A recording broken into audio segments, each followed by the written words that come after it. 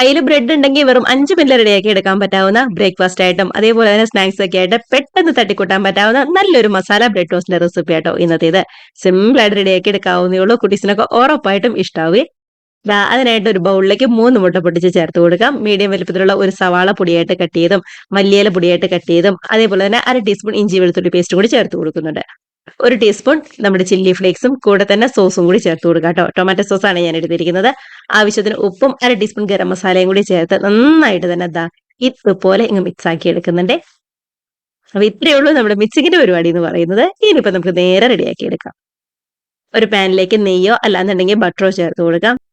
നന്നായിട്ട് ഒന്നും കൂടി ചൂടായിട്ട് വരുമ്പോൾ നമ്മുടെ ഈ മസാലയിൽ ഓരോ ബ്രെഡും ഇതുപോലെ നന്നായിട്ട് തന്നെ ഒന്നും കൂടി കൂട്ടി ചെയ്ത് നേരെ നല്ല ചൂടായ പാനിലേക്ക് വെച്ച് കൊടുക്കുന്നുണ്ട്.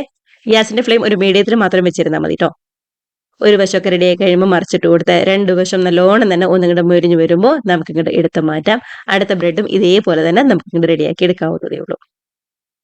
അപ്പൊ ബ്രേക്ക്ഫാസ്റ്റ് ആയിട്ടും അതുപോലെ തന്നെ സ്നാക്സ് ഒക്കെ ആയിട്ടും പെട്ടെന്ന് റെഡിയാക്കി എടുക്കാൻ പറ്റാവുന്ന നല്ല ചൂടൻ ബ്രെഡ് മസാല ടോസ്റ്റ് ഇവിടെ റെഡി ആയിട്ടുണ്ട്.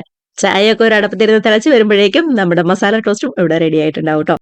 അത്ര സിമ്പിൾ ആയിട്ട് റെഡിയാക്കി എടുക്കാൻ പറ്റാവുന്ന നല്ല അടിപൊളി ടേസ്റ്റുള്ള റെസിപ്പി തന്നെയാണ്. കഴിക്കാൻ നേരത്ത് ഒരുപാട് തണുത്ത് പോവാതെ ചൂടോട് കൂടി സോസിന്റെയോ അല്ലാന്നുണ്ടെങ്കിൽ മയോണൈസിന്റെ ഒക്കെ കൂടെ കഴിക്കുന്നതായിരിക്കും കുറച്ചുകൂടി നല്ലത്. ട്രൈ ചെയ്ത് നോക്കാം കേട്ടോ.